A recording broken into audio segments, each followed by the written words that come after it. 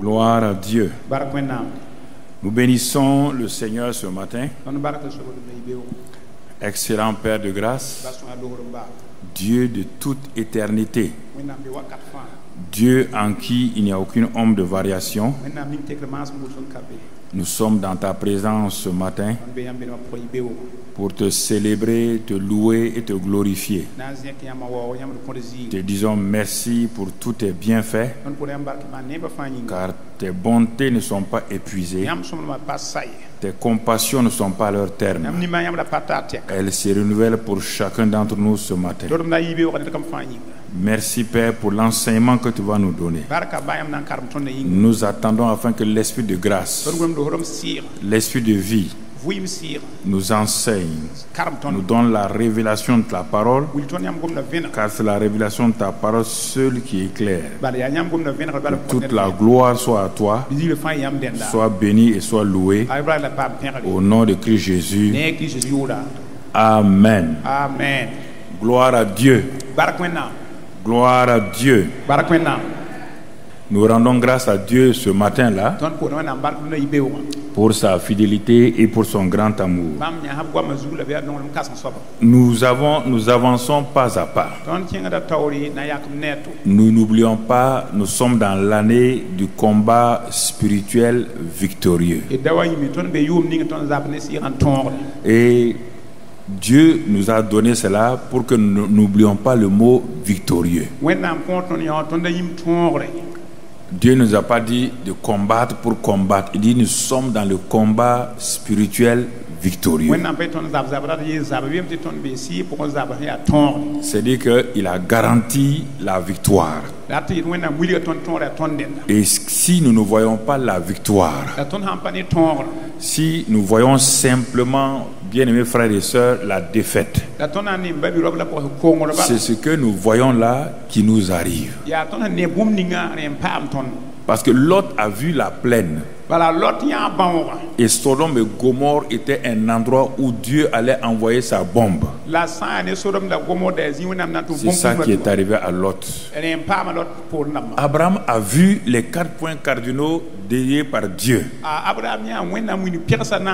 Et Abraham a contrôlé le monde entier jusqu'à aujourd'hui.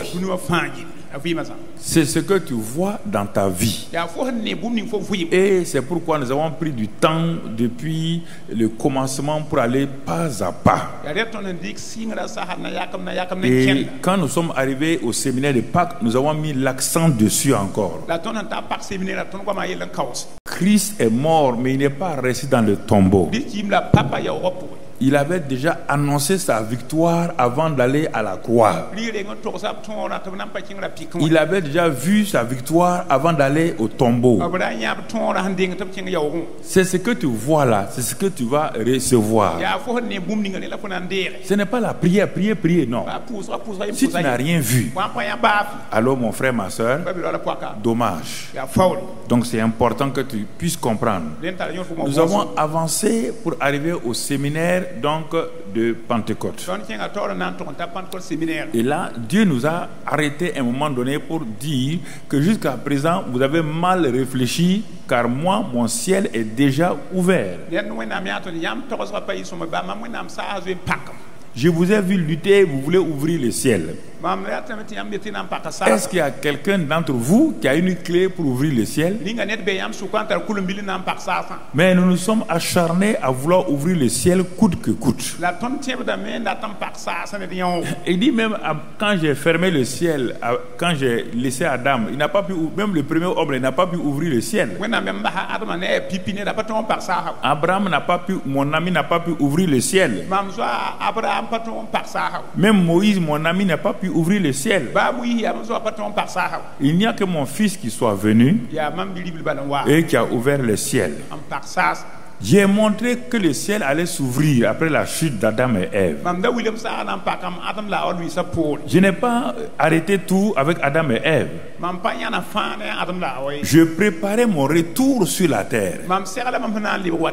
Mais j'allais le faire selon ma volonté et selon mes principes à moi-même. Et c'est pourquoi j'ai un jour arrêté un jeune homme du nom de Jacob qui avait une grande destinée. J'ai voulu attirer son attention que quand le ciel est ouvert, il y a des bénédictions formidables. Mais comme il n'était pas correct avec lui-même, il a fui ma présence. Jusqu'à ce que mon fils vienne, le dernier Adam, et que par sa mort et sa résurrection, il a envoyé le ciel, il a envoyé le Saint-Esprit dans un ciel ouvert. Et nous avons vu quand le ciel est ouvert que le Saint-Esprit vient et demeure en nous.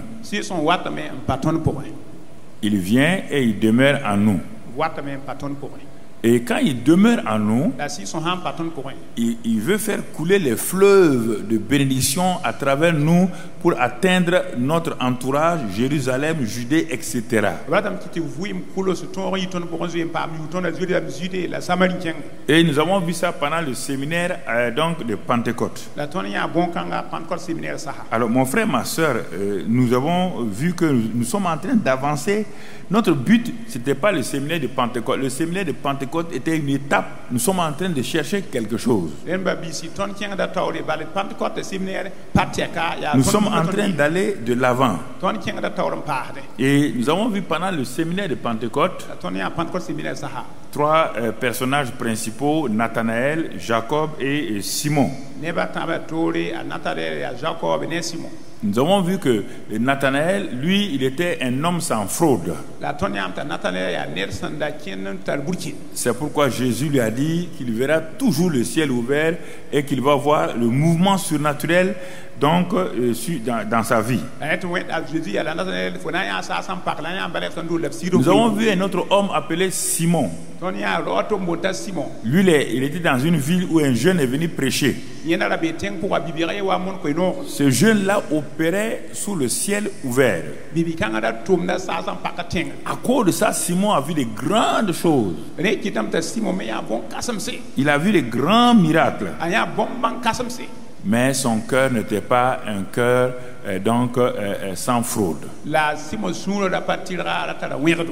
Voici les deux personnes que nous avons vues, que nous avons retenues.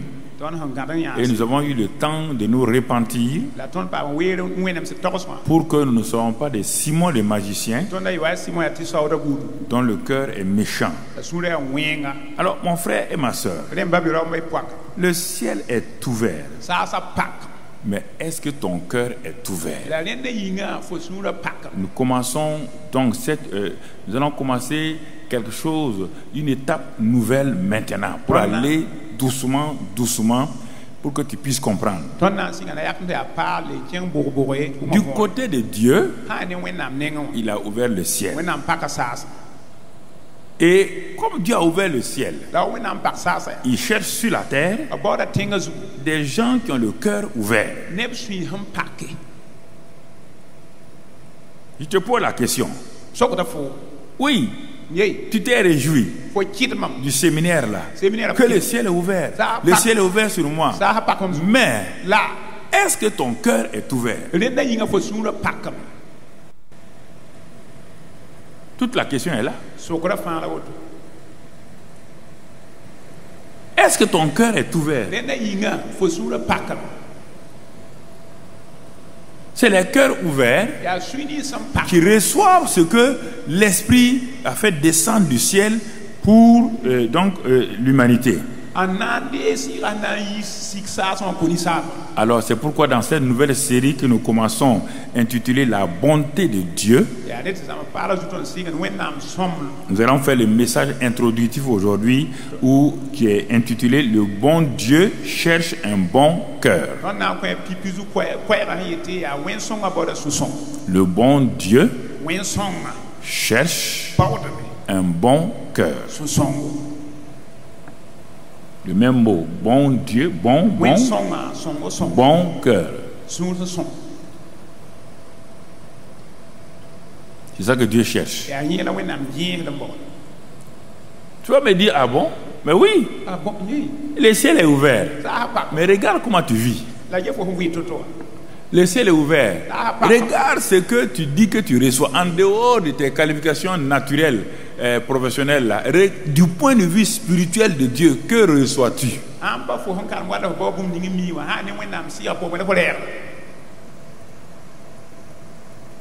Réfléchis. Le ciel est ouvert sur toi.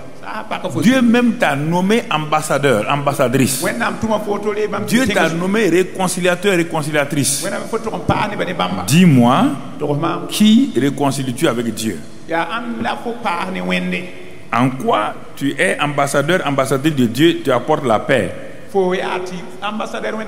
Tu n'apportes pas la paix dans ton foyer. Tu n'apportes pas la paix dans ta famille. Tu n'apportes pas la paix dans ta société. Tu es ambassadrice de quoi? Pourquoi? Parce que ton cœur est fermé. La paix ne peut pas sortir. Tu ne peux pas donner la paix à ton mari. Tu ne peux pas donner la paix à ta femme. Tu ne peux pas donner la paix à tes enfants. Tu ne peux pas donner la paix à tes travailleurs. Pourquoi? Parce que ça n'arrive pas à couler. Les flots sont pris emprisonnés. Tu es ambassadeur. Mais quand tu vas quelque part, personne ne te reconnaît. Parce qu'on ne voit pas la paix couler. On ne voit pas la joie couler. On ne voit pas la grâce de Dieu couler. Voici le drame. Le ciel est ouvert, mais est-ce que ton cœur est ouvert? Est-ce que ton cœur est ouvert? Toute la question est là. Il ne faut pas te vanter que le ciel est ouvert sur moi. Non. Il faut être comme Nathanaël. Le ciel est ouvert, son cœur est ouvert, et il a décidé de suivre Jésus, d'apporter la paix partout, d'apporter la joie partout. C'est ça que Nathanaël a fait. Parfois, quand nous terminons un message, on n'est pas à la fin. Il ne faut pas te réjouir. Tu n'as pas vu la suite. Il ne faut pas prendre les choses, te bombarder avec ça. Je suis Nathanaël, Théophile, tant, d'accord. Tu vas voir que tu n'es même pas Théodore. Tout ça, il y a Théo là-dedans, Dieu là-dedans. Nous sommes en train d'avancer. On n'est pas arrivé à la fin. C'est pourquoi on dit de ne pas se moquer de celui qui se noie. Toi-même, tu es dans l'eau, tu n'es pas arrivé. Il ne faut pas te moquer.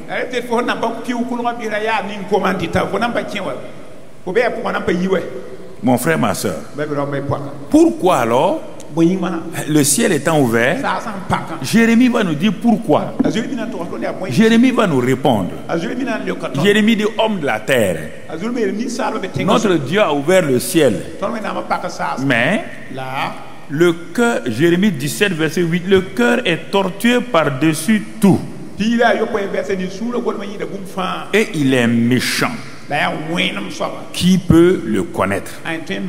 Moi, l'Éternel, j'éprouve le cœur. Je sonde les reins pour rendre à chacun selon ses voies, selon le fruit de ses œuvres. Jérémie nous répond à la première question. Pourquoi, bien que le ciel soit ouvert, les fleuves de vie, de paix et de joie ne coulent pas? On va le développer plus tard, mais tout juste c'est une autre introduction. Et nous allons laisser et nous allons progresser. On va revenir. Alors, qu'est-ce que Dieu veut alors? Dieu a ouvert le ciel. Les yeux de Dieu sont ouverts. Il cherche maintenant. Il est en train de chercher. Le ciel est ouvert. On dit mais pourquoi Dieu a ouvert le ciel? Parce qu'il cherche. Il est à la recherche des gens. Il est à la recherche des gens. Qui? 2 Chroniques 16 verset 9. 2 Chroniques 16 verset 9. Car l'Éternel étend ses regards sur toute la terre pour soutenir, ou bien encore dans le mot soutenir là il y a bénir, pour manifester sa paix, sa joie, pour ceux dont le cœur est tout entier à lui.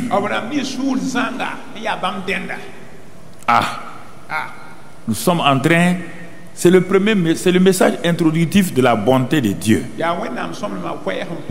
Mais la bonté de Dieu ne se manifestera pas là où il n'y a pas un cœur tout entier à Dieu. Un cœur tout entier à Dieu, c'est d'abord un cœur loyal à Dieu. Un cœur fidèle à Dieu. Un cœur humble. Un cœur dévoué à Dieu. C'est ça le cœur tout entier à Dieu.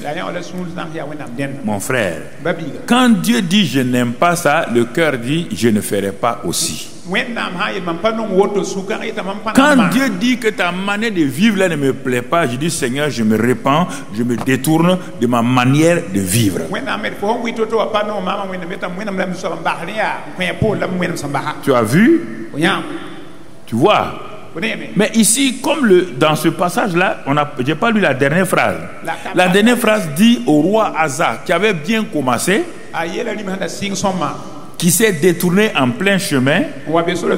La dernière phrase lui dit: tu as agi en insensé dans cette affaire-là, car dès à présent tu auras des guerres. Nous créons des guerres, des guerres internes, des guerres tribales, parce que notre cœur n'est pas tout entier à Dieu. Nous provoquons des querelles inutiles parce que notre cœur n'est pas entier à Dieu. Nous créons des bagarres parce que notre cœur n'est pas entier à Dieu. Un cœur entier à Dieu est un cœur qui porte la paix, qui apporte la réconciliation, qui apporte l'amour, qui apporte ces choses-là, là où se trouve ce cœur-là. S'il a fait une faute, il reconnaît sa faute. Il reconnaît que son frère-là est supérieur à lui dans beaucoup de domaines dont lui il ne maîtrise pas. Dieu n'a jamais utilisé, je vais vous dire quelque chose, il y a des choses que nous utilisons qui sont des choses qui nous font du mal. Dieu est bon, Dieu n'est pas meilleur. Dieu n'a jamais utilisé le mot meilleur. Pourquoi nous disons nous sommes meilleurs? C'est la déviation des hommes dont le cœur est pervers. Chez Dieu, il n'y a pas de meilleur. Dieu est bon, toujours bon. Tu n'as jamais vu le mot meilleur avec Dieu? Jamais. Jamais. Alors, quand toi tu dis que tu es meilleur, tu es orgueilleux.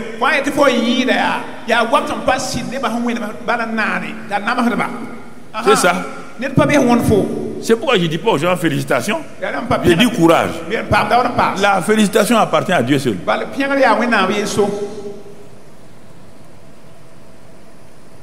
Le grand Dieu là, il n'a pas dépassé le mot bon.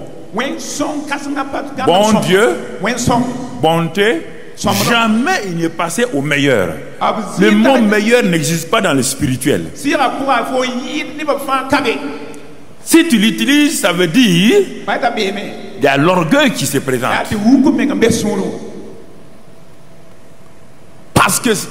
Parce que Dieu est bon. Écoutez-moi.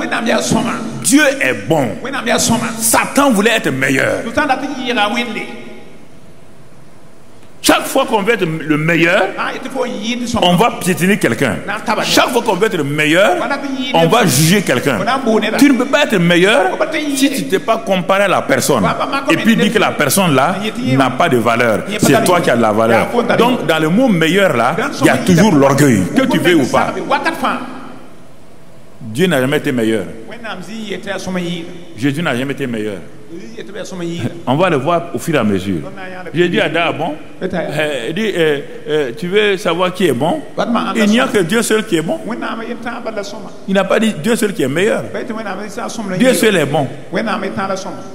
Parce que le mot bonté, on ne l'a pas compris. Dans nos langages culturels et raciaux là, nous avons cru que le mot langage veut dire c'est celui qui fait du bien aux gens. Le bon n'est pas lié aux actes, le bon est lié à la nature de la personne. est lié à la nature de la personne. Alors en ce moment, si c'est sa nature, si toi tu es bon, lui il est bon, comment vas-tu être meilleur? Comment vas-tu être meilleur?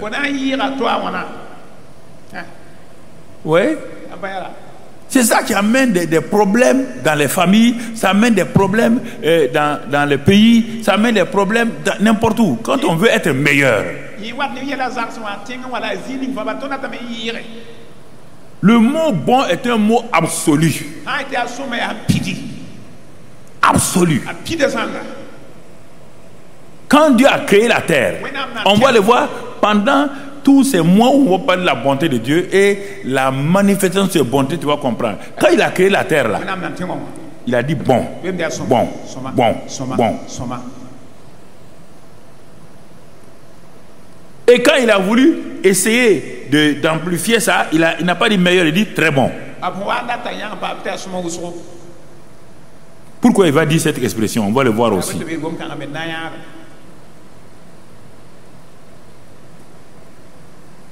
Donc, il y a des choses qu'il faut bien saisir. Le mot meilleur a été inventé par les hommes. Ça n'est pas dans le langage de Dieu. Parce Dieu n'a jamais voulu que quelqu'un se compare à un autre. Jamais. Jamais. C'est pourquoi une maman, de façon insensée, dit que ton frère là, a des meilleurs résultats que l'autre là, elle crée des problèmes dans la famille. Chacun des enfants est bon dans sa dimension. Il n'y a pas un qui est meilleur par rapport à l'autre. Il est meilleur par rapport à quoi? L'autre, ce premier enfant là, lui, il aime s'attacher à sa mère. Lui, il aime s'attacher. L'autre est de l'autre côté. Mais chacun a quelque chose de bon en lui. Mais il ne faut pas dire comme il aime venir se coller à sa mère, qui dit que l'enfant est meilleur ou bien. Non, il ne faut pas dire ça. Le mot meilleur a été inventé par les hommes. Et l'orgueil humain. C'est pourquoi il a dit premier, deuxième, troisième, quatrième. Le mot meilleur est lié au classement des hommes, premier de la classe, deuxième de la classe, troisième de la classe. Mais comme on est né trouver ça, on a accepté. Mais il faut aller fouiller. Tu vas te rendre compte que on est dans l'erreur totale.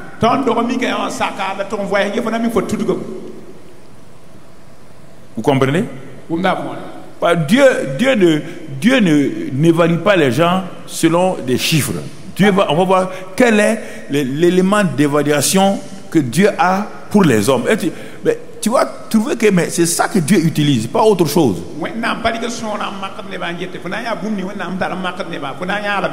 Dieu est un grand chercheur. C'est pourquoi il ouvre le ciel. Ses regards parcourent la terre. Ses regards parcourent les familles d'abord. Il passe cette famille-là. Il cherche quoi? Dieu cherche quoi? Pourquoi Dieu est passé dans plusieurs familles pour arriver à cette famille-là?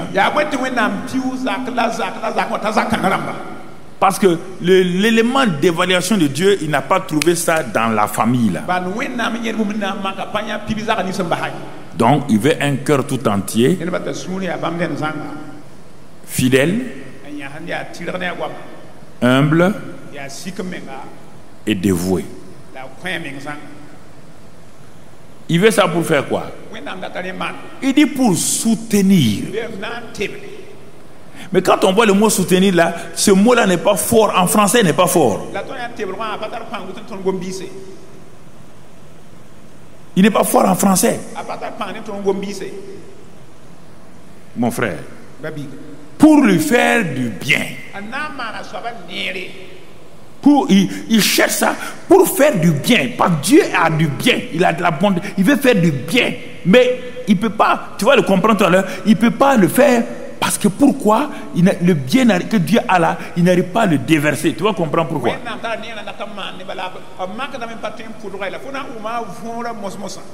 Dieu a les mains remplies de compassion, de bonté, de grandes choses qu'il veut répandre sur la personne.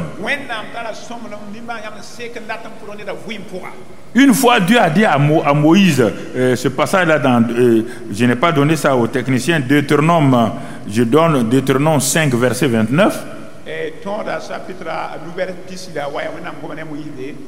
Et voilà, donc le peuple d'Israël était parfois rebelle, et un jour, bon, Moïse est venu leur parler que Dieu a décidé de faire ça contre eux à cause de leur rébellion. Quand lui parle, il minimise ce que Dieu dit, il méprise ce que Dieu dit. Dieu dit ok à Moïse, attends, je vais leur faire ça là. Quand ils ont entendu ces paroles-là, ils ont crié à Dieu. Ils ont dit à Moïse, va dire à ton Dieu là, qu'on ne va plus recommencer ça. Non, nous on décide désormais de marcher droitement. Et Dieu dit à Moïse, oh, vous voyez comment Dieu, regardez comment Dieu, son cœur là, son cœur de père là. Il dit, oh, c'est-à-dire qu'il l'aime. Oh, s'ils avaient toujours ce même cœur pour me craindre et pour observer tous mes commandements, afin qu'ils fussent heureux à jamais, eux et leurs enfants. Nous cherchons le bonheur ailleurs. Dieu dit non. Ah, on cherche le bonheur. Si on parle, si on arrive à gérer, Dieu dit non.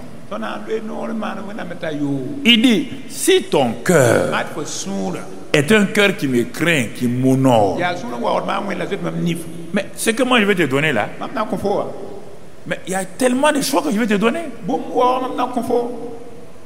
Nous, toutes ces choses, on ne les utilise pas au ciel. C'est pour la terre. Mais quand je cherche, je ne trouve personne. Quand mes anges se promènent pour déposer mes bénédictions dans les familles, ils viennent trouver bagarre. Les anges disent, bon, il faut aller. Ils viennent trouver dispute. Ils viennent trouver hypocrisie. Les anges reportent tout le temps, les mains chargées, parce qu'ils n'ont pas trouvé des endroits où déposer les bénédictions de Dieu. Tu as beau prier, les anges disent, bon, papa il a prié. Dieu dit, on va envoyer. Quand ils arrivent, ils trouvent la même chose qu'hier.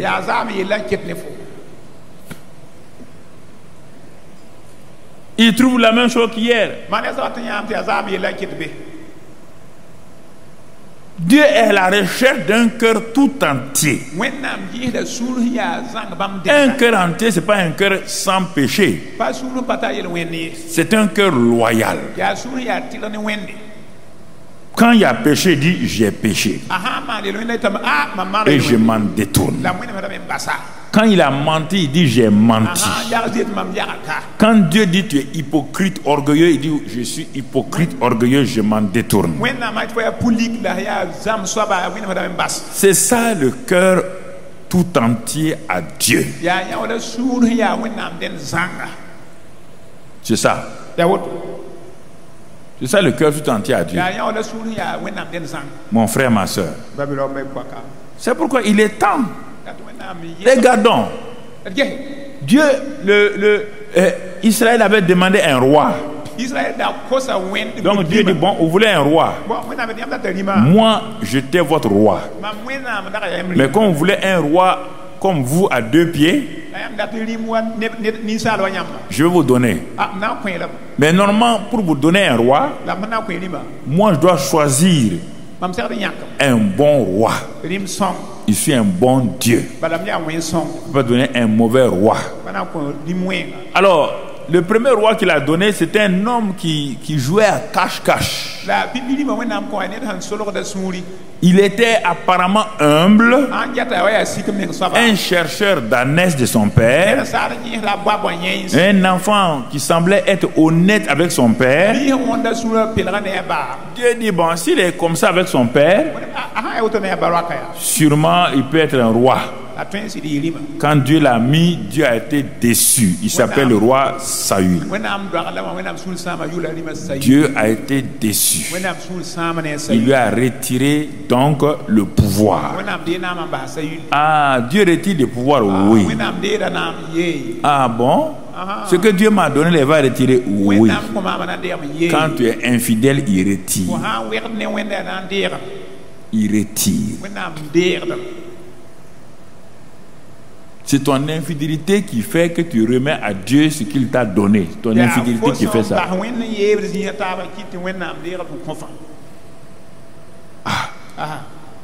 Bon. Il y avait un prophète qui était là, qui avait oint le premier roi. Il dit maintenant, bon, tu as dit d'aller lui retirer l'onction. Mais ils veulent toujours un roi. Hein? Dieu dit, attends. Mes yeux vont parcourir la terre encore, surtout Israël. Les yeux de Dieu ont commencé à parcourir Israël, famille sur famille. De famille en famille. De famille en famille. Et un jour, les yeux de Dieu arrivent dans une famille dont le père s'appelle Isaïe. Et qui avait plusieurs enfants. Les regards de Dieu sont arrêtés là. Les anges disent, ah, on dirait que papa, bon Dieu, a trouvé ce qu'il veut. Hein? Et il dit au prophète là, j'ai trouvé ce que je cherchais. J'ai trouvé l'homme que j'ai cherché. Mais il n'a pas dit à Samuel quel était l'élément d'évaluation de la recherche de cet homme-là. Il n'a pas dit à Samuel. Il veut voir si le prophète lui-même comprend l'évaluation d'un homme par Dieu. C'est ça. Si le prophète comprend ça, nous ne comprenons pas ça. On dit ce garçon est bien, cette femme est bien. Toi, tu as vu ce que Dieu veut voir.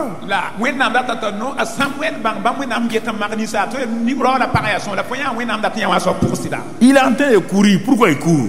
Il a un intérêt. Pourquoi il fait ça? Elle a un intérêt. Même le prophète Samuel, un des prophètes que Dieu apprécie, ne savait pas comment Dieu évaluait les gens. Ne savait pas du tout. Il dit, bon, voilà, dans cette famille-là, il a plusieurs enfants. Et j'ai vu un de ses enfants que je vais établir roi. Samuel arrive dans la famille. Dans la ville d'abord, dans la famille, les gens crient. Si le prophète vient, c'est qu'il y a quelque chose de grave. Il dit non, cette fois-ci il n'y a rien de grave. Il dit, fais venir tes enfants, sanctifie-les, fais-les venir.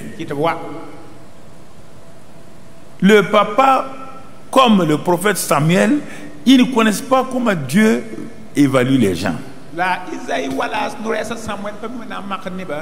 Parce qu'il a dit au papa là, écoute-moi, Dieu est venu choisir un de tes enfants pour en faire un roi, le roi. Et quand il a dit au père là de sanctifier ses enfants, le père s'est assis. Il va évaluer ses enfants. Il les a évalués un à un. Les 3 premiers sont des généraux, colonels, commandants dans l'armée de Saül. Il les a sanctifiés bien, habillés bien. Bon, sûrement les filles autres là, il y a comme, ouais là. Et puis à la fin, il y a le dernier. Il dit non, bon, c'est pas la peine de se fatiguer. Non, ces trois là sont bons. Le père, une erreur. Quand Samuel vient, le prophète va faire une erreur. Quand on vient te présenter un général dans l'armée, bien habillé, tout, brusquement qui sort comme ça, grand, beau, le prophète dit, voici le roi. Voici le roi. Dieu tape sur l'épaule du prophète Samuel. 1 Samuel 16, 1 Samuel 16, verset 5. 1 Samuel, bon, on va aller au verset 6. On a déjà vu le verset 5. Lorsqu'ils entraient, les enfants entraient, le prophète se dit, en voyant Eliab, le grand frère, qui est général dans l'armée de Saül, certainement, vous voyez bien, certainement, loin de l'Éternel est ici devant lui.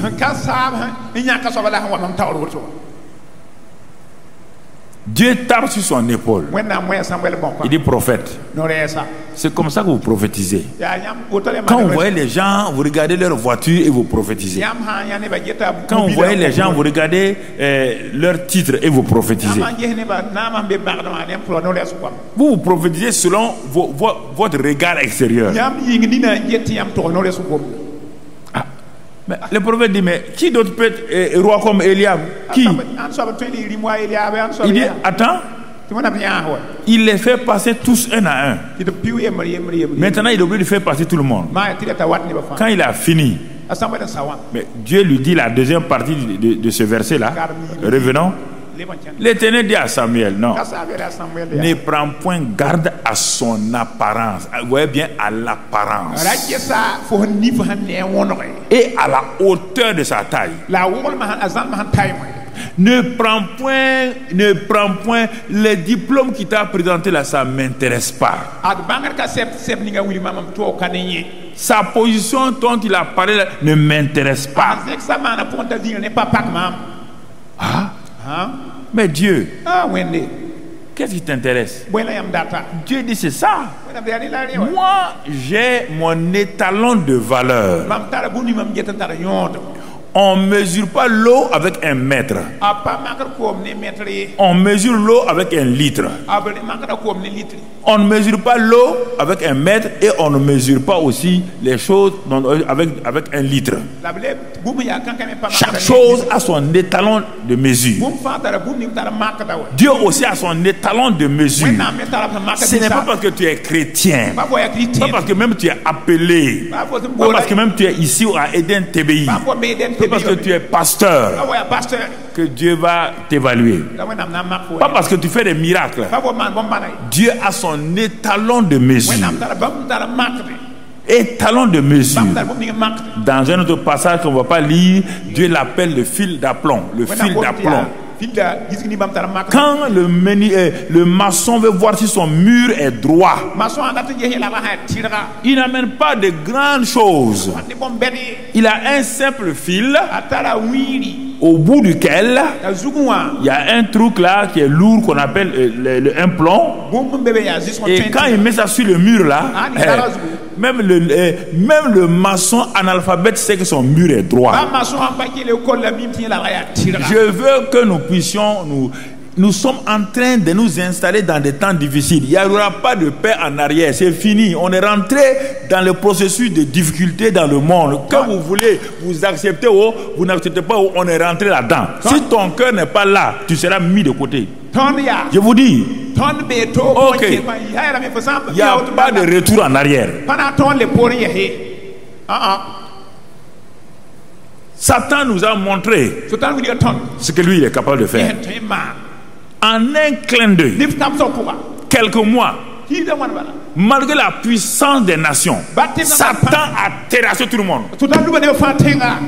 Tous les docteurs, professeurs, agrégés, il les a humiliés en les tuant eux-mêmes. Il dit c'est moi Satan. C'est demandé on a vu Satan maintenant. On a vu Satan maintenant.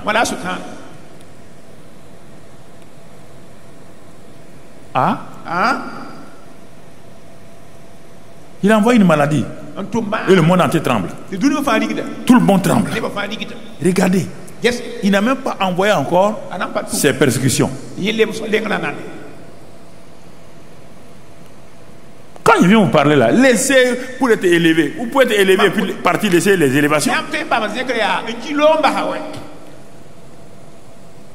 On va voir tout ça. Dieu va vous donner ces choses-là. Mais c'est pourquoi?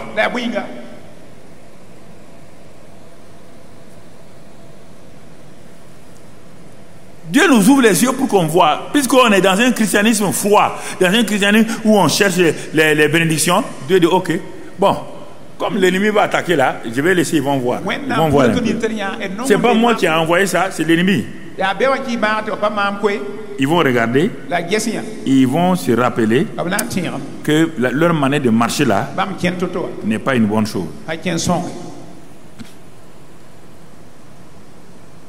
En l'espace de 5 mois, le monde entier est à terre. Réfléchissez, tout a changé. Il a bloqué l'économie, il a bloqué les transports. Regardez le monde entier. Aucun avion ne vole. Regardez, regardez ce qu'il a fait.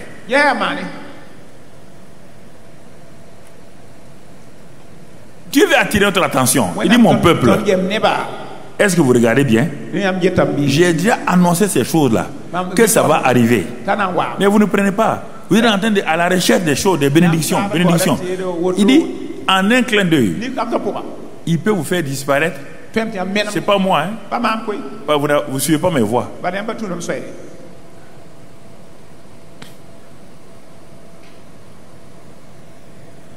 Regardez. C'est pas parce que Dieu est impuissant. Non.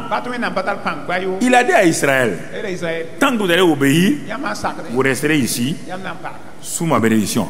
Mais si vous n'obéissez pas, vous allez partir en captivité à Babylone. Ils ont cru que c'est faux. Ils ont dit non. Dieu qui a vaincu Pharaon là, qui nous a délivré de la main de Pharaon là, Dieu ne va pas nous faire ça. Dieu dit, c'est pas moi qui fais, hein. Ce sont vos actes qui vont faire ça. Vos actes là vont vous amener à Babylone. Et à force de faire ça, le roi de Babylone est venu, Nebuchadnezzar les a vaincus, a détruit tout, les a amenés en captivité. Dieu dit bon, vous ferez 70 ans là-bas, comme je vous aime là, vous ferez 70 ans et vous allez revenir.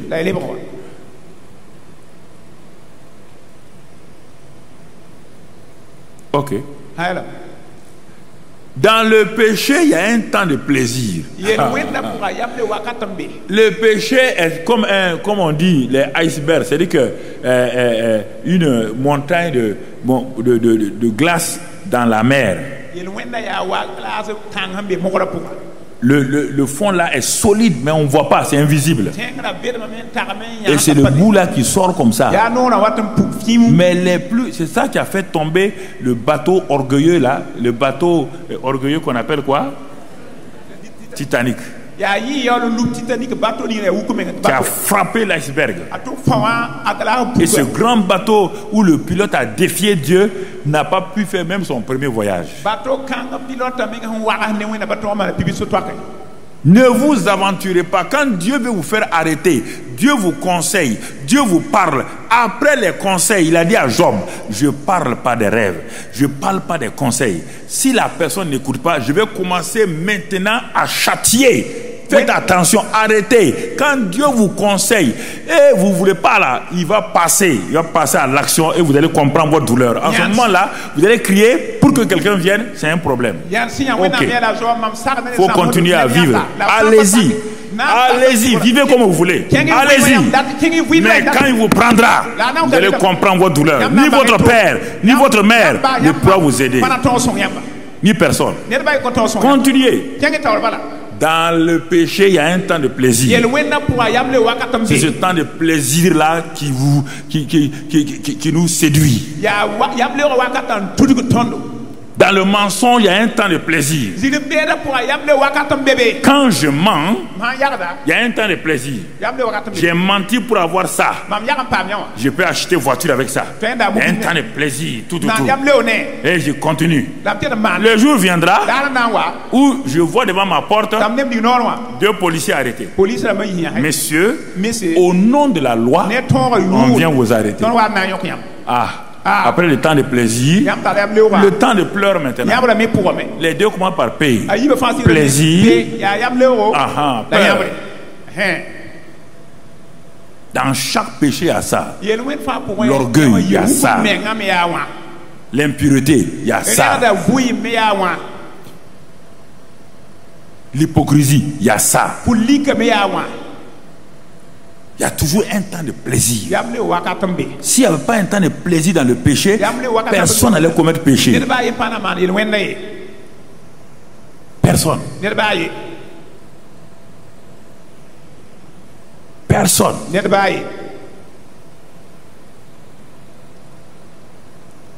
Même le voleur. Il y a un temps de plaisir.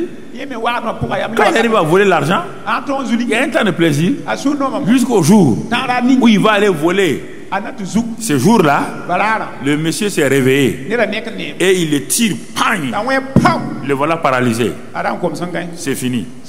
Son temps de plaisir est fini. Et maintenant, alors il a des problèmes. Frères et sœurs, ok, à bon entendeur, ça c'est important. Important.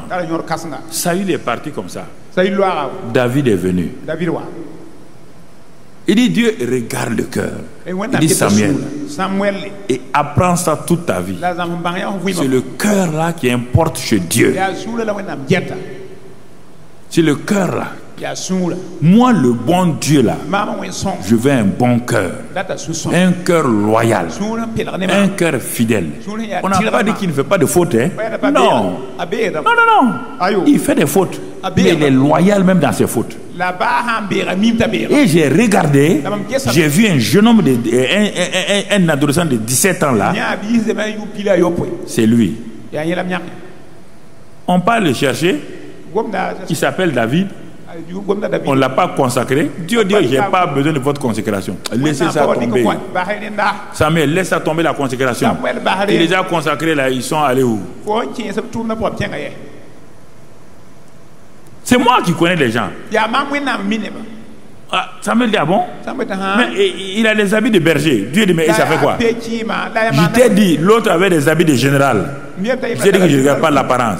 Si je ne regarde pas l'apparence avec les habits de général, je ne regarde pas l'apparence aussi avec les habits de berger. Tu t'inquiètes pour les habits. Ça ne m'intéresse pas. Il dit, je t'ai dit ce qui m'intéresse. J'ai regardé le jeune homme. C'est son cœur là. Son cœur. Son cœur est bon.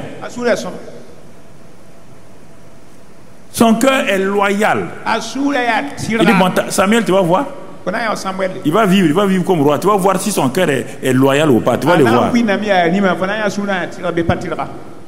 Mon frère, ma soeur. Pourquoi les frères de Samuel n'ont pas été choisis? Parce que leur cœur était déjà rempli.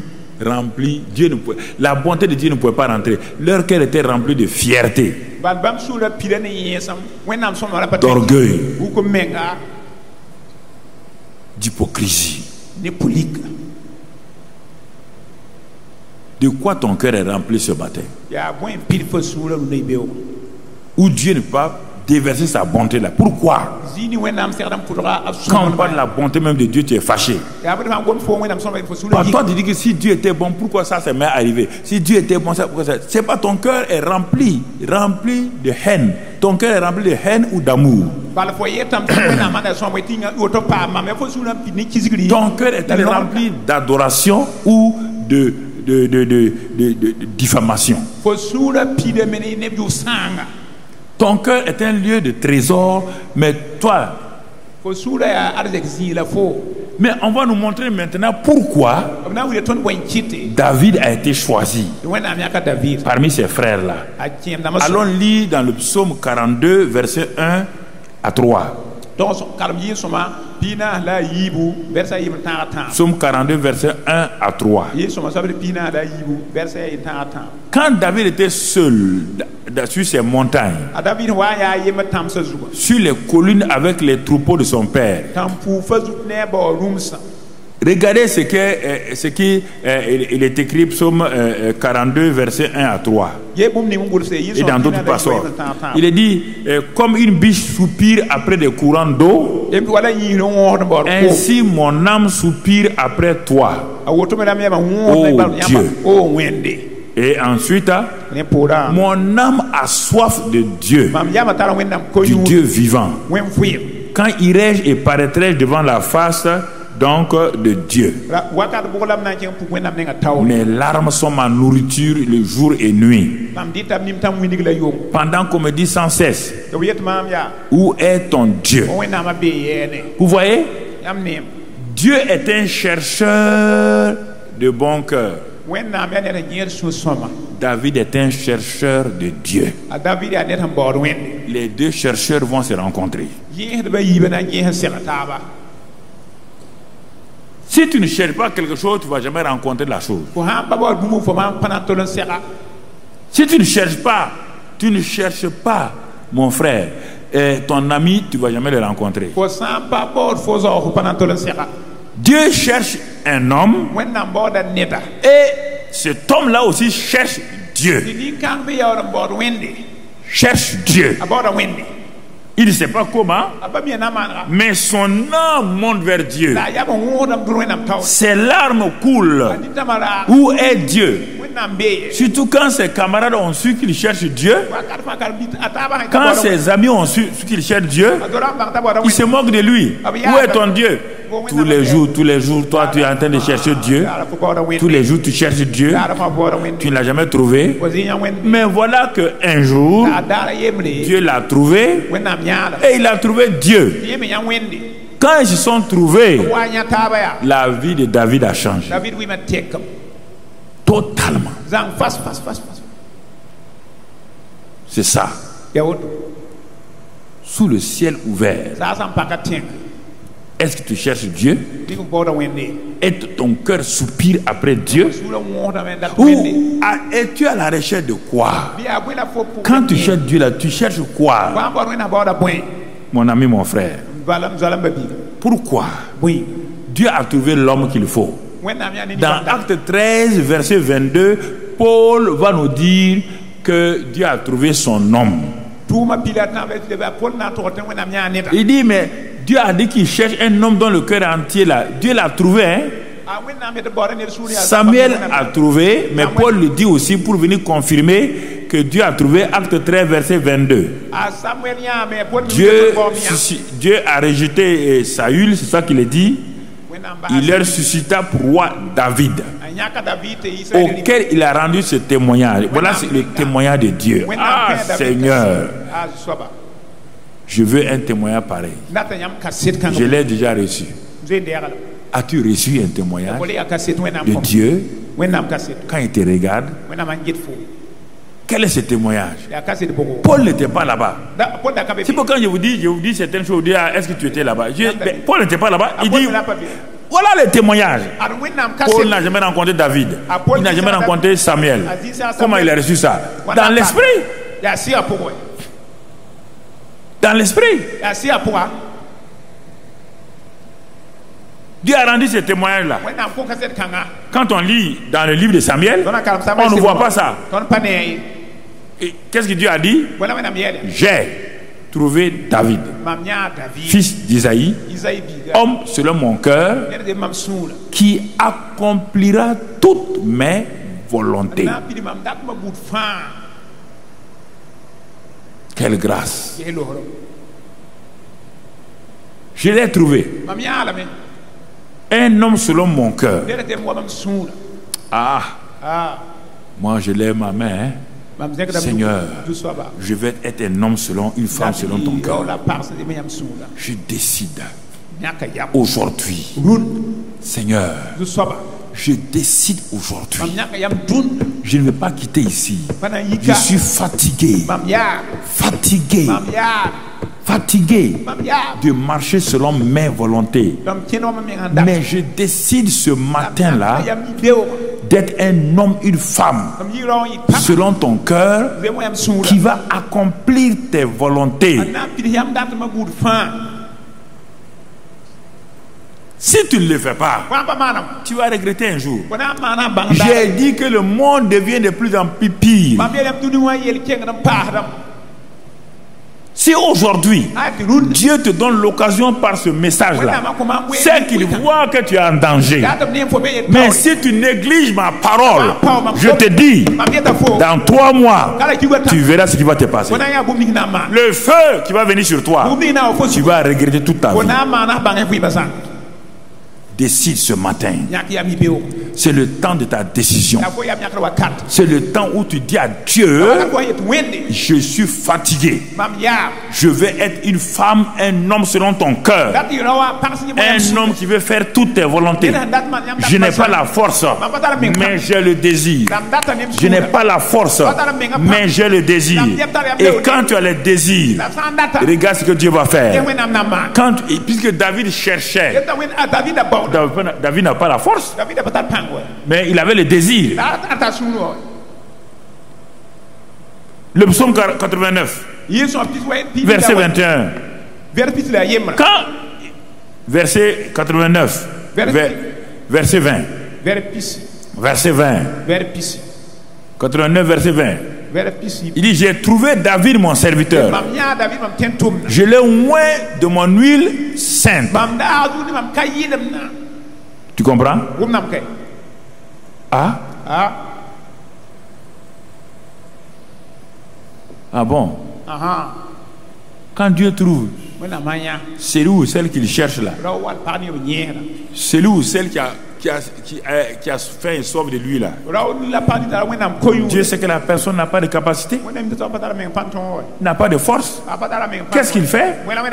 Il dit, je l'ai oint.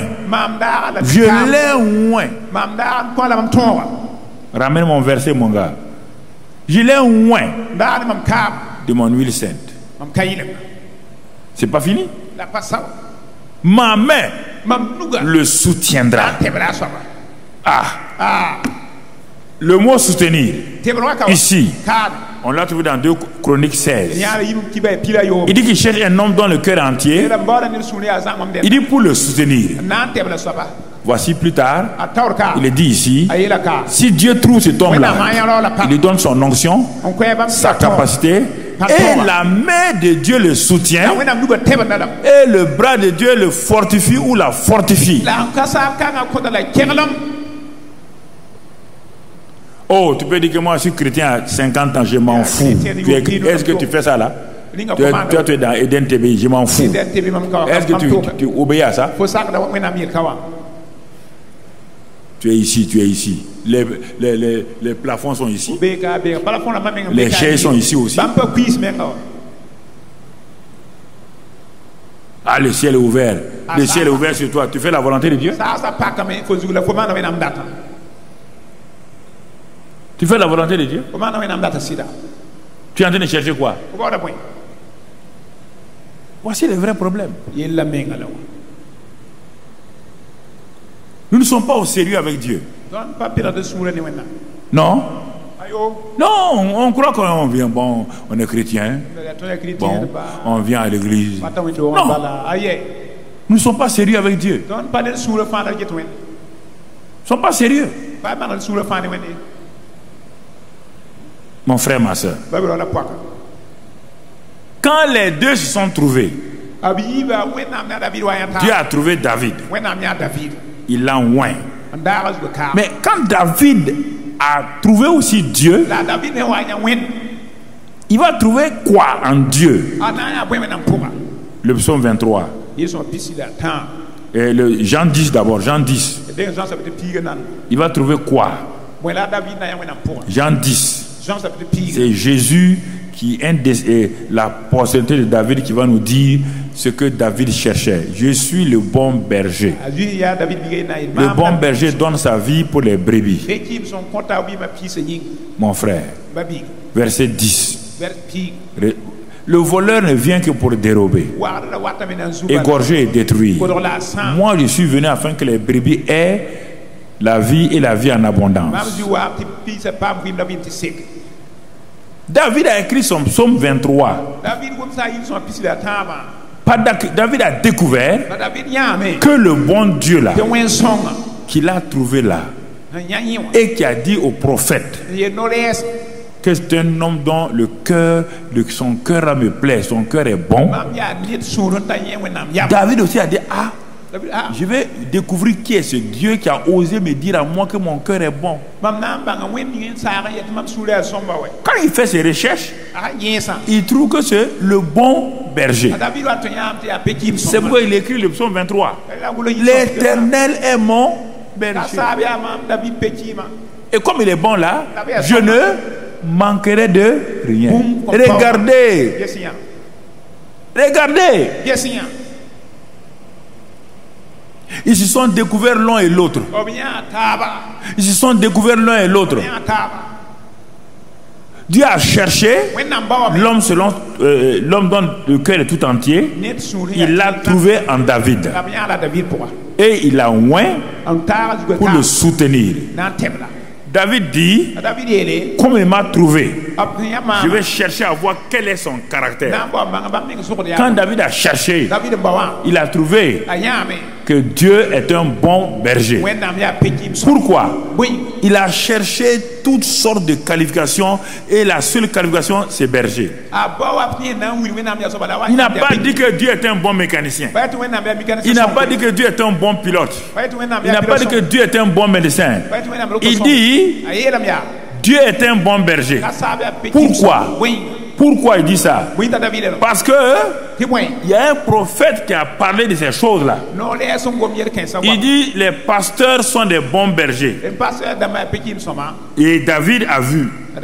Quand lui il est berger là, en tant que berger naturel là, il s'est assis, il a regardé. Qu'est-ce qu'il fait? Quand une brebis est faible, sa force vient soutenir la brebis. Il met la brebis sur ça. Quand une brebis est malade, il fait tout pour soigner la brebis, pour guérir la brebis. Quand une brebis a soif, il l'amène donc aux eaux fraîches. Quand une brebis a faim, il lui donne l'herbe verte. Quand une brebis est en danger, il prend son bâton, il défend la brebis. David dit, sur la terre là, le métier qui correspond le plus, si je vais parler du Dieu qui m'a découvert là, la seule chose c'est bon berger. Alors, David dit, écoutez-moi, David dit, aucune de mes brebis, quand vous lisez ça là, le psaume de David là, c'est que vous ne comprenez pas. Pourquoi? Le monsieur vous dit que quand lui, il était berger, aucune de ses brebis n'a manqué de rien. Si lui méchant, un être humain méchant, a pris soin de toutes ses brebis, rien n'a jamais manqué à ses brebis, ni la protection, ni la nourriture, ni l'eau, ni rien. Et si je dis qu'il est mon bon berger, Jéhovah Rohi, de quoi vais-je manquer? Le bon cœur prend Dieu pour bon berger. Le mauvais cœur n'accepte pas que Dieu est un bon berger. C'est à toi de décider. Le bon cœur, comme celui de David, décide de faire de Dieu son bon berger. Mais le mauvais cœur doute de la bonté de Dieu, doute de l'amour de Dieu, doute de la miséricorde de Dieu. C'est ça qui est arrivé à des grands prophètes comme les Jérémie. David était un modèle. Beaucoup de gens ont reculé, ont laissé Dieu tomber. Parce qu'ils ne croient pas que Dieu soit bon. Ils ne croient pas. Il dit, je ne manquerai de rien.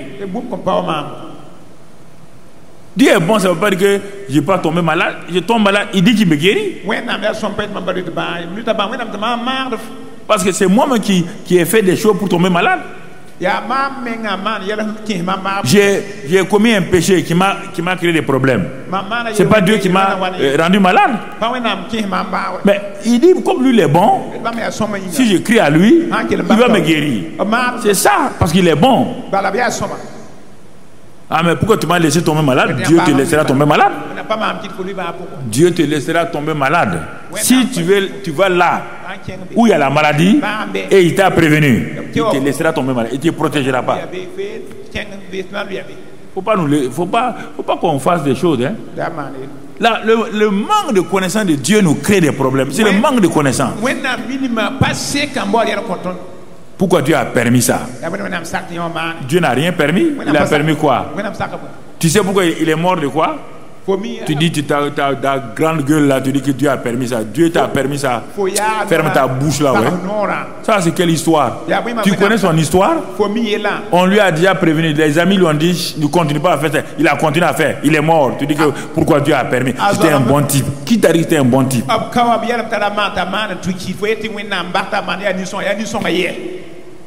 Qui vous a dit ça? Pas, vous ne connaissez pas. C'est pourquoi vous et Dieu, vous ne pouvez pas vous entendre. J'ai découvert ça à Kourougou. Quand rien n'allait dans ma vie, c'est à Kourougou que j'ai découvert que les bontés de l'Éternel ne sont pas épuisées, ses compassions ne sont pas leur terme. Dès que j'ai vu ça, il dit quoi qu'il advienne là, tu es bon, Seigneur. Je ne comprends pas tout, je ne sais pas, mais tu es bon. Dieu est bon parce qu'il parle, c'est pas parce qu'il fait des bonnes choses. C'est parce qu'il est bon qu'il fait des bonnes choses. Voilà. Tu n'es pas pécheur parce que tu pêches. Non. C'est parce que tu es pécheur que tu pêches. C'est une nature. Pécheur, c'est une nature. Bon, c'est une nature. C'est pas par les actes. Mais les religions nous ont déformés. Les cultures et les coutumes nous ont déformés. N'importe qui fait bêtise, qui meurt, on dit ah, c'est la volonté de Dieu. Jamais. Jamais. Jamais. Ouais. On met des mensonges sur le dos de Dieu. On accepte. Quand on va en ville pour saluer quelque part, les gens s'asseyent et mentent sur Dieu. Toi tu es chrétien et tu dis oui c'est ça. Et tu sors pour dire à Dieu, Dieu tu es bon, Dieu dit moi. Tu t'es assis avec des méchants qui m'ont dit que ce type là est méchant, qui tue des gens, qui vole. Il est mort dans son vol. Et tout le monde dit c'est la volonté de Dieu. Toi aussi chrétien, tu as dit c'est la volonté de Dieu. Pourquoi Dieu a permis ça? Et tu sors de là-bas maintenant. Tu dis Dieu est bon. Il dit toi et moi on ne marche plus ensemble. Vous faites plaisir aux gens et vous donnez, vous gâtez le nom de Dieu et vous voulez que Dieu vous aide.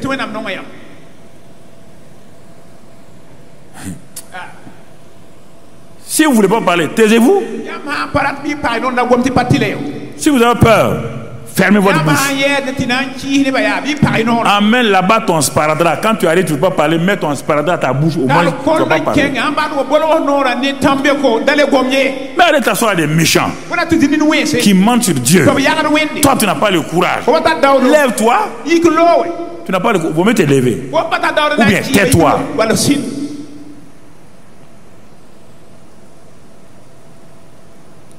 Après, vous dites que mais Dieu dit ah bon? Toi, tu as honte de moi. Tu viens à moi, j'ai honte de toi aussi. Jésus l'a dit, hein? Pour ça, là, il ne joue pas. Si tu as honte de moi, de mon Père, devant les gens, j'aurai honte de toi aussi quand tu viendras pour me demander des choses. Laissez les trucs des coutumes villageois et autres là ici. Il faut laisser ça. David a découvert que Dieu était un bon berger. C'est pourquoi il dit dans le millénium, c'est-à-dire que dans la Nouvelle Jérusalem, David aura une position supérieure, même par rapport aux apôtres là.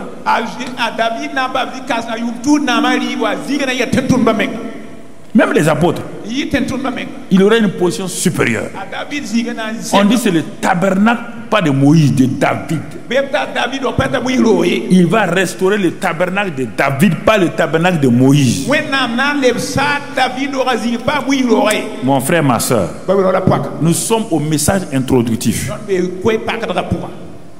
Donc, le ciel est ouvert sur nous. On l'a dit au séminaire de Pentecôte. Formidable. Le ciel est ouvert. Mais mon frère, je te dis, est-ce que Jacob a accepté ça? Non. Pourquoi? Parce que son cœur était rempli de fraude.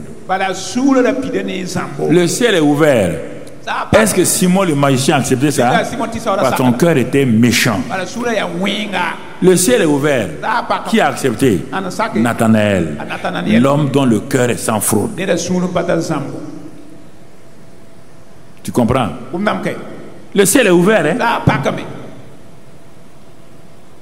Jacob a dit non. Il a fui chez Laban. Simon le magicien dit, lui il donne l'argent. On dit qu'il n'a qu'à mourir avec son argent. La seule personne qui n'a pas eu peur du ciel ouvert, qui s'appelle Nathanaël. Jésus dit, viens et vois. Philippe dit, viens et vois. Jésus dit, désormais, tu verras le ciel ouvert et les anges monter et descendre. Ce sont ceux qui sont Nathanaël. Les gens dont le cœur est sans fraude. Le cœur est loyal. Tout entier à Dieu. Qui même dans leur faiblesse reconnaissent Dieu. C'est de eux que je parle. Le ciel est ouvert. Est-ce que tu es un chercheur, une chercheuse de Dieu? Qu'est-ce que tu cherches en venant à l'église? Que cherches-tu? Pourtant le ciel est ouvert. Dieu a ses bénédictions. Mais tu ne cherches pas Dieu. Tu cherches la main de Dieu. Toi tu ne cherches pas le cœur de Dieu. Il y a trois choses: le visage de Dieu, la main de Dieu et le cœur de Dieu. Les enfants cherchent la main de leur maman, la main qui prend le sein là pour mettre dans leur bouche. Les enfants ne connaissent que ça dans un premier temps, la main de la maman qui leur donne le lait. Au fur et à mesure qu'ils grandissent, ils découvrent le visage de la maman. Ah, c'est une personne, c'est pas une main, hein, c'est une personne. Ah, quand la maman n'est pas contente, l'enfant se met. Et plus tard, les enfants vont découvrir, quand ils sont devenus jeunes, le cœur de leur mère. Le cœur de leur mère. C'est ça qu'il faut faire avec Dieu. Dans un premier temps, on découvre la main de Dieu. Les bénédictions dans ses mains. Il nous bénit. Et beaucoup de gens restent là-bas. Après, on ne regarde pas le visage de Dieu. Est-ce qu'il est content de moi? Est-ce qu'il est fier de moi? Est-ce que si j'apparais devant mon père là, est-ce que mon père sera fier de moi? Non. Il reste seulement aux mains. Et les plus grands, les Ouyos, cherchent le cœur. Ils veulent parler cœur à cœur. Les Ouyos disent, est-ce que ce que je fais là, ça plaît au cœur de Dieu? Est-ce que le cœur de Dieu est dans le repos? Est-ce que la vie que je mène là, est-ce que Dieu est heureux? Est-ce que mon père est heureux? C'est ça les Ouyos.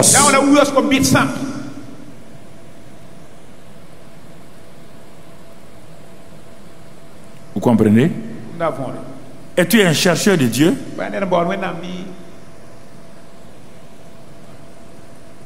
Si tu es un chercheur de Dieu, dans quel intérêt? Mon frère, ma soeur, quand Dieu vient, quand tu l'appelles, il vient. Il vient. Mais il vient trouver quoi? La porte de ton cœur fermée. Comme l'église de Laodicée.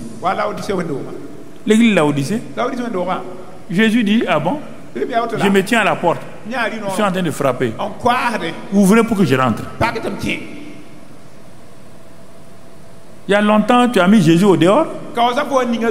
Tu es devenu chrétien. Jésus est venu habiter dans ton cœur. Mais au fur et à mesure, tu fais des choses. Tu fais des choses. Tu l'as repoussé tout doucement. Tu l'as mis au dehors. Il revient, il frappe. Il dit, mais chaque fois que tu pries là. Tu veux que je te bénisse. Mais quand je viens, je ne trouve pas Jésus. Le Saint-Esprit dit, je ne trouve pas Jésus dans ton cœur. C'est au nom de Jésus que moi j'agis. Quand je prends les bénédictions, je vais venir te donner. Je ne trouve pas Jésus. Je trouve quoi? Les plaisirs. Je trouve quoi? Le monde. Je trouve quoi? L'amour de l'argent. Je trouve quoi? Les impuretés. Je ne peux pas rentrer là-bas. Ton cœur est rempli de quoi ce matin qui empêche que les bénédictions de Dieu restent en toi? Qui empêche que la joie, la paix de Dieu reste en toi? Pourquoi tu as perdu la joie de ton salut? Quand tu étais nouvellement converti et tout, tu étais heureux, heureuse. Oh, tu aimais Dieu. Tu aimais sa présence. Tu aimais tes frères. Tu aimais tes soeurs. Tu aimais tout ton... Pourquoi aujourd'hui il n'y a plus ça? Tu te plains que parce qu'il y a ça, on m'a fait ça. Non, tu sais que tu mens. Tu sais que c'est du mensonge. Personne ne t'a rien fait. C'est ton cœur qui te condamne. La Bible dit dans 1 Jean 2, si ton cœur te condamne, 1 Jean 2, verset 15 à 17, si ton cœur te condamne, c'est fini pour toi. Si tu n'as pas l'assurance, les chants disent, j'ai l'assurance de mon salut. Et peux-tu dire aujourd'hui, si tu meurs maintenant, tu verras Dieu? La question est là. Si la mort vient sur toi maintenant, verras-tu Dieu?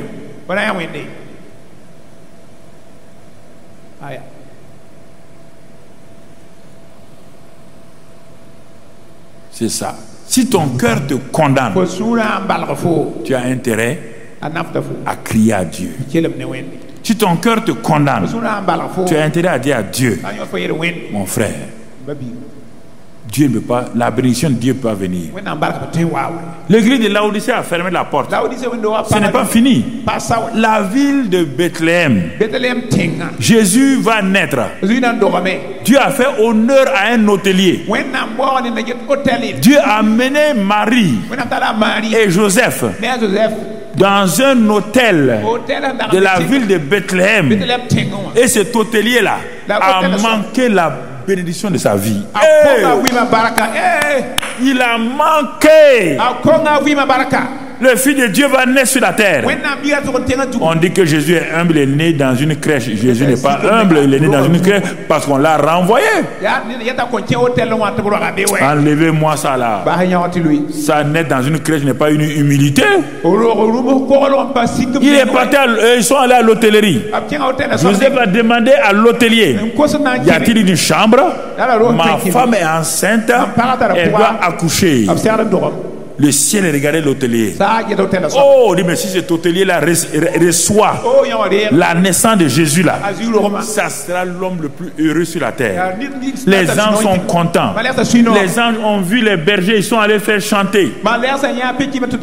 Alors les anges sont venus autour de l'autel. Ils allaient chanter le meilleur des cantiques. Ils allaient applaudir l'hôtelier. Parce qu'il a accepté que le sauveur du monde naisse dans son hôtel. L'hôtelier a regardé Marie, a regardé Joseph. Des pauvres gars, ils n'ont qu'un âne. Ils n'ont pas de Mercedes. Ils n'ont rien. Ils ne sont pas en costume. Leurs habits ne brillent pas. Il a regardé Joseph du pied jusqu'à la tête. Il a regardé Marie. Quelle est cette jeune femme-là? On nous a dit qu'il y a une jeune femme qui a été enceinte même sans... Est-ce que c'est pas elle? L'hôtelier les a regardés, a dit il n'y a pas de place dans l'hôtellerie. Le ciel a crié. Les anges ont tenu leur tête. Il a renvoyé le sauveur du monde. Il a renvoyé son sauveur. Il a renvoyé son roi. Quel misérable! Le Seigneur frappe à ton cœur matin, midi. Il dit ma fille, enlève ces choses-là. Je veux rentrer. Tu dis non, j'ai de l'amour pour ça. J'ai de l'amour pour l'argent. J'ai de l'amour pour telle femme. J'ai de l'amour pour telle fille. J'ai de l'amour pour tel homme. Jésus dit, les anges disent, hé, fille de Dieu, tu es en train de prendre un mauvais chemin. Fille de Dieu, tu es en train de prendre un mauvais chemin. Où vas-tu? Est-ce que vous allez vous repentir ce matin? Est-ce que vous allez crier à Dieu ce matin? Où est Jésus dans votre cœur? Est-il au dehors? Vous avez fermé la porte devant lui. Vous l'avez rejeté ce matin. Est-ce que tu vas prendre au sérieux la parole de Dieu? Nous allons rester ici même s'il faut jusqu'à 13h. Nous resterons. C'est important ce matin. Réfléchis toi-même. Vas-tu arrêter de fermer la porte à Jésus? Vas-tu dire à Jésus, ce matin je suis fatigué de vivre cette vie. Je suis fatigué. Seigneur, je t'ouvre mon cœur. Rentre et prends ta place de roi. Viens et prends ta place de roi. Seigneur Jésus, viens et prends la place du roi. Prends la place du roi. Prends la place du roi. Je suis fatigué. Je suis fatigué. Je suis fatigué. Je suis fatigué de vivre cette vie-là. Et ce matin, tu ne faut pas simplement parler. Ton cœur orgueilleux là, plie ton genou devant lui. Ton cœur ne veut pas que tu plies genou. Il faut qu'on te le dise. Ton cœur ne veut pas plier genou. Parce qu'il y a l'orgueil, tu ne veux pas reconnaître. Ce matin, mon frère, je m'agenouille avec toi pour que tu saches que je suis aussi parmi vous. Merci Seigneur. Merci Seigneur. Je me prosterne avec tes enfants, avec tes fils. Je me prosterne et nous disons, nous t'avons fermé la porte comme à Bethléem. Nous avons refusé que tu habites dans nos cœurs comme l'autel où Jésus doit vivre. Seigneur, nous avons fait tellement de choses.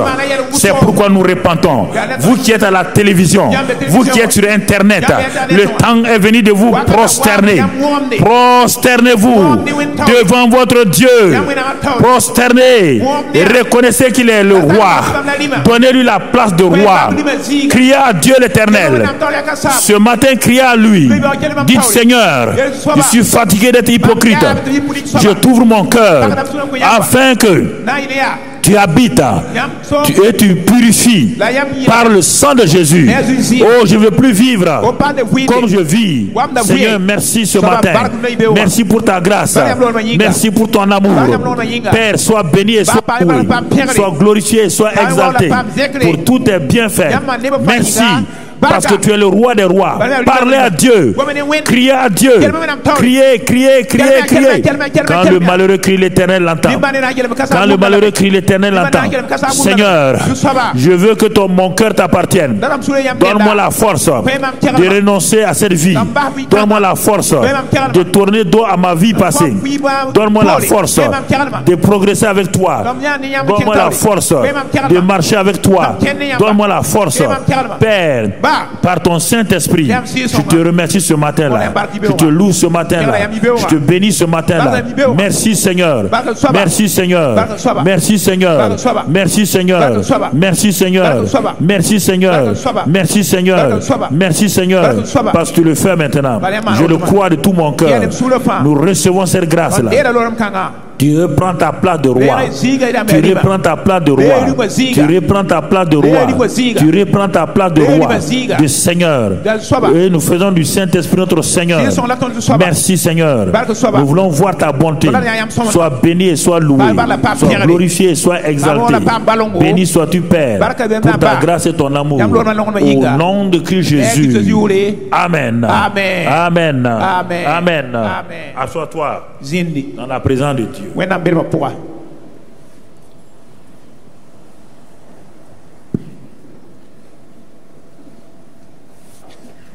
Gloire à Dieu. Gloire à Dieu. Gloire à Dieu. Mon frère, ma soeur, il est important. Je vais réserver la dernière partie là pour le mercredi. Il y a deux passages que je voulais donner. Mais je vais continuer pour voir. Je vais parler de Marc 4. Vous notez, vous allez l'étudier, mais je vais parler ça rapidement. On va reprendre ça, le Marc 4, versets 14 à 20. Et ensuite, Proverbe 4, versets 20 à 23. C'est les deux passages importants qui restait pour que nous puissions développer. C'est que notre cœur est un champ. Et le semeur qui sème, il est bon. Et la semence qui est sémée aussi est une bonne semence. Le problème, c'est le champ. Est-ce que le champ est bon? Vous voyez? Le semeur est bon. C'est Dieu. La semence est bonne. C'est la parole.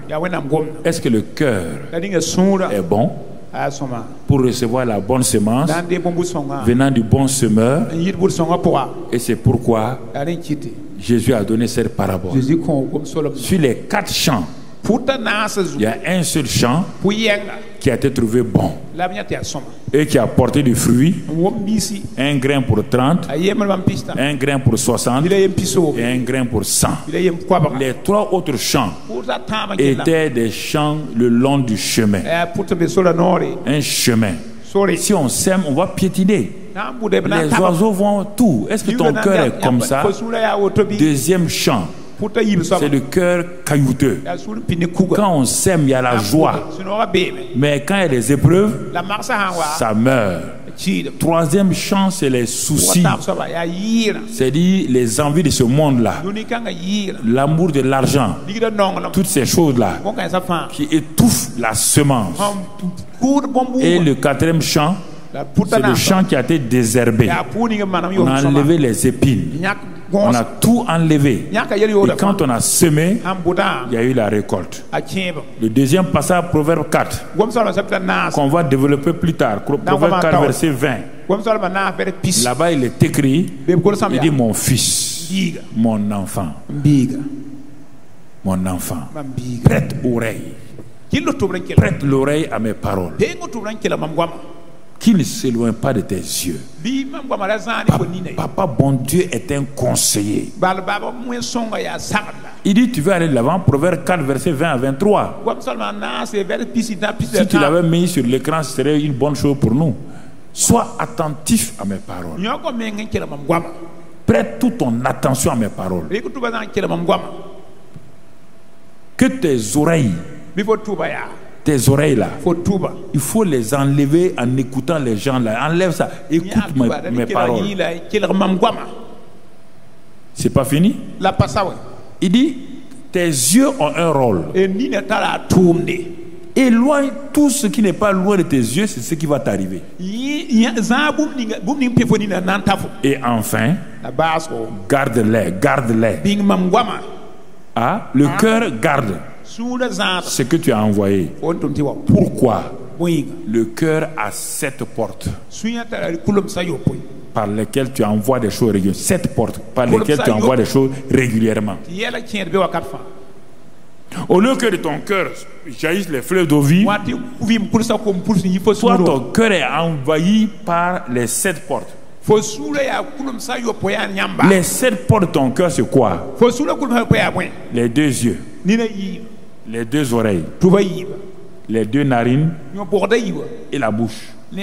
Ça fait 7. 2 yeux, 2 yeux, 2 oreilles, 2 narines et ta bouche. Ça fait 7. Les 7 portes de ton cœur. Si c'est faux, regarde. Tous tes problèmes viennent de ces 7 portes-là. Ce que tu entends là, ça va te créer problème ou ça va te donner la joie. Ce que tu vois là, regarde bien. Les yeux là nous créent problème. Les oreilles nous créent problème. Ce que nous sentons là,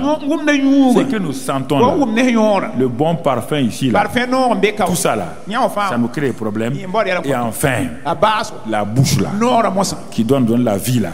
C'est donc voilà les 7 portes de ton cœur et de mon cœur. Tu es libre de laisser rentrer n'importe quoi. Ton cœur va garder. Quand ton cœur garde là, tu vas détruire ton cœur. Ça détruit. Si c'est des bonnes choses, Dieu dit veille sur ton cœur. Garde. C'est ça qui a détruit Adam et Ève. Le jardin était beau. Le jardin était rempli de délices. Mais ils ont laissé leurs yeux, leurs oreilles, leur nez, leur bouche. C'est bon à manger, beau à voir. Les paroles sont bonnes. Ça a tué Adam et Ève. Tu es libre. S'agit ce matin de laisser tes 7 portes de ton cœur là, aller au hasard ou de filtrer ce que tu vois, ce que tu entends, ce que tu sens, ce que tu dis. Voilà. Je vais m'arrêter là. Amen. Que Dieu te bénisse. À mercredi pour les responsables.